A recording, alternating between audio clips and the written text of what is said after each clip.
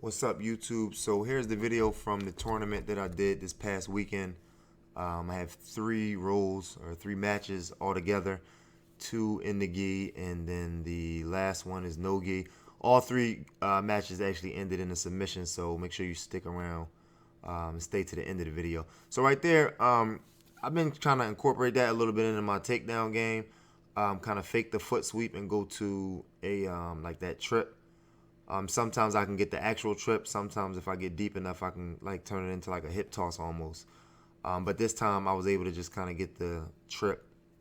I managed to get the points for the takedown. And here I'm just trying to just stay focused and make sure I don't get caught in his guard. And I felt he was kind of strong when he was bridging up into me. I just wanted to again maintain control, so I went to knee on belly. And I kind of threatened a choke right there. And I'll slow it down right here because he actually turtled right here. If I was him, I would probably, obviously he had his own thoughts or whatever that he thought was going to be the best for him in that situation. But I would have probably stayed in the turtle position and just defended from the turtle.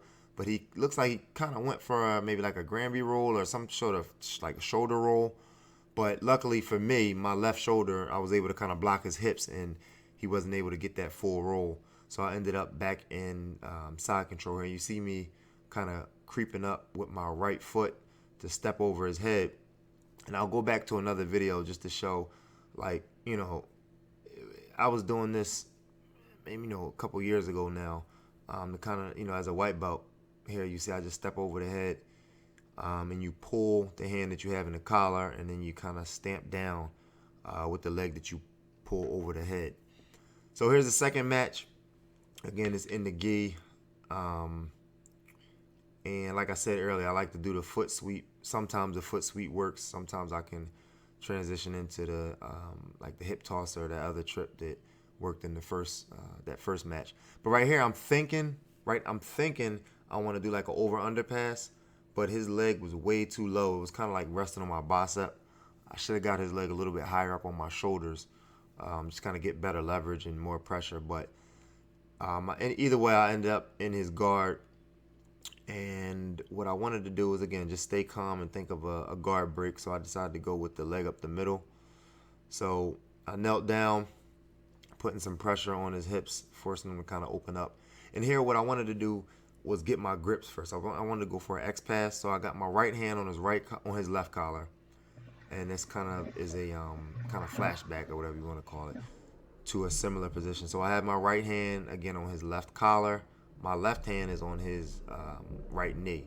As soon as I get a chance, I'll just kick my right leg back. Right here, boom! You see me kick the right leg back, and then kind of make that X motion with your hands. And you end up kind of in side control or knee on belly or whatever. So back to the actual tournament, he did a good job of controlling that right leg of mine, so I couldn't free it to kick it back. I got my grips that I need. I got my right hand in his left collar, and the left hand of mine is on his leg.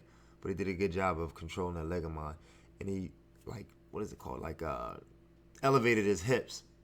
While I was worried about my leg, he elevated his hip and threw up a omoplata. I was able to like kind of step over, but right here, again, looking back, I should have probably stayed in that triangle position, tried to work from there a little bit longer, but I decided to switch to omoplata, and he did a good job of kind of slipping out of that. So again, I'm trying to stay calm and think, what kind of escapes do I have from bottom side control? So I wanted him to post out with his right hand. I'll rewind that. So I wanted him to post out with his right hand. Boom, he does that. Gives me space for my underhook. And as I come up, he did a good job of just simply just stepping over. Boom. The camera's a little shaky there, but basically as I got my underhook, he stepped over to the mount. So that's kind of how I ended up on bottom mount right here. And again, I'm still, just trying to stay calm and think, not panic. So what I decided to go for was a trap and roll. I wanted to trap the right side. His left side. But again, he did a good job of just kind of floating. He wasn't like attached to me so tight to whereas when I went to go trap and roll, he rolled too. So he allowed me to roll only. and you know, he ended up on my back here. And usually, you know, when somebody's on my back, I kind of expect a rear naked choke, but he did a good job of, like, when he got the seatbelt grip, the hand that was over the shoulder, he reached through to the opposite collar, and then his other hand, he kind of came up through the armpit and around the back of my neck. It was almost like a loop choke from the back. I don't know the exact name for it. I've seen it before, but I wasn't expecting it, so kind of caught me off guard there. But here's the last match, no gi, and he was the only no gi competitor in my weight division. So on the way there, actually, I was trying to think of what type of takedowns I can go for in no gi. So I watched this John Jones video some years ago now, and this is the first time I saw the ankle pick. I didn't even know it was called an ankle pick, but that was my attempt of an ankle pick. It was kind of high up, kind of grabbed like his calf more so than his ankle, but I was able to kind of get him off balance and get the takedown. So right here, we just got reset. Looks like we got too close to the edge, and had to reset. So I'm in top half, just, you know, keeping my balance here. I don't want to get swept, and I think I'll fall to my left hip here as soon as I feel his underhook coming. Yeah, as soon as that underhook of his came, kind of fell to my hip and switched to the not the omoplata, to the Kimura.